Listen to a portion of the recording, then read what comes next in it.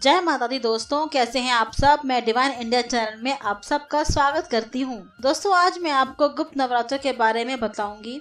आषाढ़ माह 2020 के गुप्त नवरात्रे 22 जून से शुरू होकर 30 जून को समाप्त होंगे।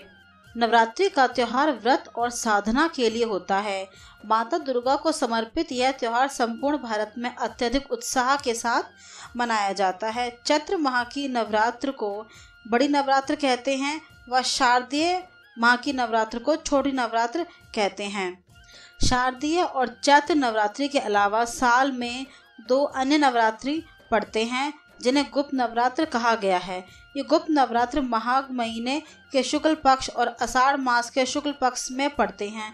इस प्रकार कुल मिलाकर वर्ष में 4 नवरात्र होते हैं। दोस्तों, हम केवल 2 नवरात्रों के बारे में ही जानते हैं, चैत्र और शारदीय नवरात्र। इसके अतिरिक्त 2 नवरात्र और भी हैं जिनमें विशेष कामनाओं की सिद्धि की जाती है। बहुत कम लोगों को इसका ज्ञान होने के कारण इसके छुपे होने के कारण इसको गुप्त नवरात्र कहते हैं। ये 4 नवरात्र ऋतु परिवर्तन के समय मनाए जाते हैं। महाकाल संहिता और तमाम शाक्त ग्रंथों में इन 4 नवरात्रों का महत्व बताया गया है। इनमें विशेष तरह की इच्छा की पूर्ति तथा सिद्धि प्राप्त करने के लिए पूजा और अनुष्ठान किया जाता है। इस बार आषाढ़ नवरात्र 22 जून से शुरू होकर 30 जून तक रहेंगे। देवी भागवत के अनुसार जिस प्रकार नवरात्र में देवी के 9 रूपों की पूजा की जाती है, ठीक उसी प्रकार गुप्त नवरात्र में 10 महाविद्याओं की साधना की जाती है। गुप्त नवरात्र विशेषकर तांत्रिक क्रियाएं, शक्ति साधना, महाकाल आदि से जुड़े लोगों के लिए विशेष महत्व रखती है।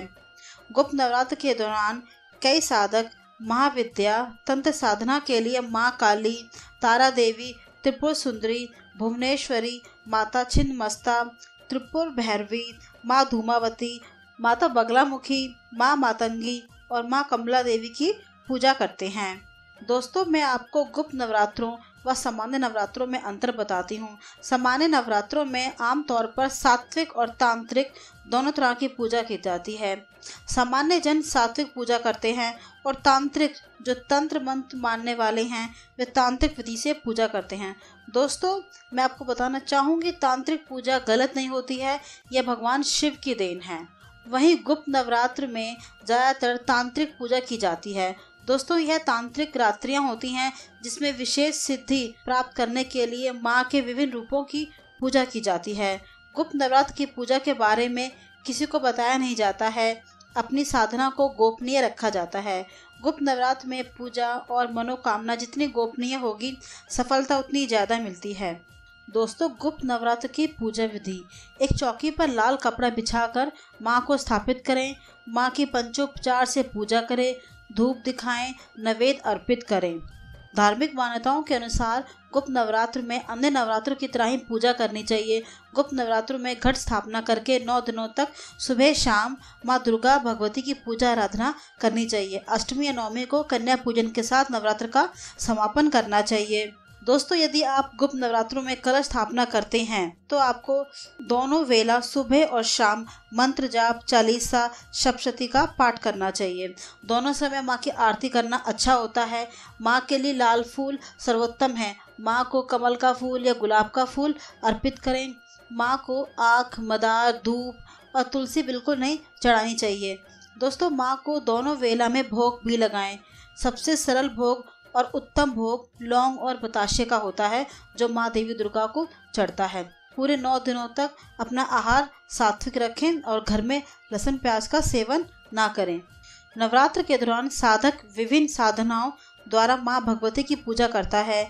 जहाँ हम नवरात्रों में 9 देवियों की पूजा करते हैं, गुप्त नवरात्रि तांत्रिक नवरात्रि मानी जाती है।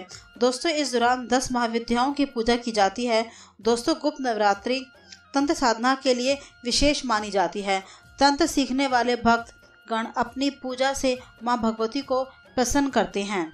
दोस्तों, गुप्त नवरात्र शक्ति साधना, तांत्रिक क्रियाएं, महाकाल आदि के लिए विशेष महत्व रखती है। गुप्त नवरात्र के दौरान साधक नियम से कठिन भक्ति कर माँ दुर्गा की पूजा आराधना करता है। माँ दुर्गा भक्त को अतुल्य शक्ति प्रदान करती है। दोस्तों, मैं आपको माँ दुर्गा की असीम कृपा पाने के लिए कुछ उपाय बताऊंगी।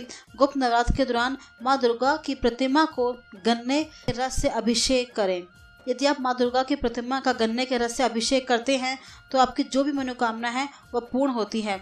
माँ भगवती को आम के रस से स्नान कराते हैं तो उस घर में माता लक्ष्मी और माँ सरस्वती का स्थायी वास माना जाता है और उस घर में रहने वाले लोग बुद्धिमान व धनवान बनते हैं। दोस्तों, यदि आप माँ भगवती को वेद पाठ के साथ साथ कपूर, कस्तूरी, केसर और कमल के जल से माता को स्नान कराते हैं तो समस्त पापों से मुक्ति मिलती है। दोस्तों, गुप्त नवरात्रि में बहुत सारे उपाय होते हैं। दोस्तों, यदि आप अखंड धन की प्राप्ति चाहते हैं तो आपको सुबह के दैनिक कार्यों से निवृत्त होकर स्नान करने के पश्चात उत्तर दिशा की तरफ मुख करके बैठना है और अपने सामने तेल के 9 दीपक जला लेने हैं।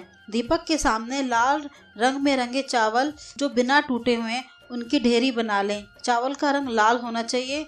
चावल को सिंदूर या रोली से लाल कर लें और उनकी ढेरी बनाकर उन पर एक श्रीयंत्र विराजमान करना है।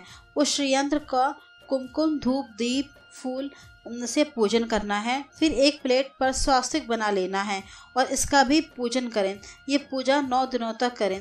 नवरात्र के 9वें दिन इस श्रीयंत्र को अपने पूजा स्थान पर या अपने घर की तिजोरी में या लॉकर में स्थापित करें। बाकी सामग्री को प्रवाह कर दें। इससे तुरंत धन लाभ के योग बनते हैं। दोस्तों, गुप्त नवरात्र में माँ भगवती के विभिन्न रूपों की आराधना करके उनको प्रसन्न करने का समय होता है।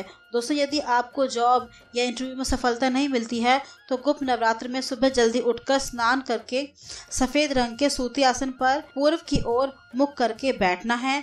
एक स्फटिक की माला 108 दानों वाली माला से ओम लिंग वाग्वादिनी भगवती मम कार्य सिद्धि कुरु कुरु फट स्वाहा मंत्र का 31 बार जाप करें। दोस्तों, नवरात्र के पहले दिन से 11 दिन तक यह माला सिद्ध करनी है। जब भी आप इंटरव्यू के लिए जाएं तो यह माला पहन कर जाएं। जब भी किसी कठिन काम के लिए जाएं इस माला को पहन कर जाएं। आप देखोगे कि आपके बिगड़े काम कैसे चुटकियों में बनते हैं। इन नवरात्र के दौरान महालक्ष्मी की आराधना करें, माँ मातंगी की आराधना करें। दोस्तों, 10 महाविद्या को देवी दुर्गा के 10 रूप माना जाता है। ऐसी मान्यता आती है ये 10 महाविद्या ही पूरे संसार को चलाती हैं। देवी दुर्गा की 10 महाविद्याएं ही तंत्र में महत्वपूर्ण मानी गई हैं। किस महाविद्या की पूजा तंत्र में किस मनोकामना की पूर्ति के लिए होती है? देवी काली। माना जाता है देवी काली ने यह रूप दैत्यों के संहार के लिए लिया था। जीवन की कैसी भी परेशानी हो, दुख दूर करने के लिए माँ काली की आराधना की जाती है। जीवन में कैसा भी घोर संकट आ जाए, कोई भी कष्ट हो, उसको दूर करने के लिए माँ काली की पूजा की जाती है। तारा देवी। माता तारा देवी सौंदर्य और रूप की देवी हैं। ये रूप आर्थिक उन्नति और मोक्ष देने वाली मानी जाती हैं। माँ ललिता। ललिता माँ लाल वस्त्र पहनकर कमल पर बैठी हैं। इनकी पूजा यश प्राप्ति के लिए की जाती है। माता भुवनेश्वरी ऐश्वर्य की स्वामिनी है। देवी देवताओं की आराधना में इन्हें विशेष शक्तिदायक माना जाता है। ये समस्त सुखों व सिद्धियों को देने वाली मानी जाती है। त्रिपुर भैरवी। माँ त्रिपुर भैरवी तमोगुण व रजोगुण की देवी हैं। इनकी आराधना विशेष विपत्तियों को शांत करने व सुख प्राप्ति के लिए की जाती है। छिन्न मस्तका देवी। माँ छिन्न मस्तका की पूजा से भौतिक वैभव में प्राप्ति, वाद विवाद में विजय व शत्रुओं पर विजय की प्राप्ति, सम्मोहन शक्ति के साथ साथ अलौकिक संपदाएं प्रदान करती है। माँ धूमावती। देवी धूमावती का स्वरूप बड़ा मलिन व भयंकर है।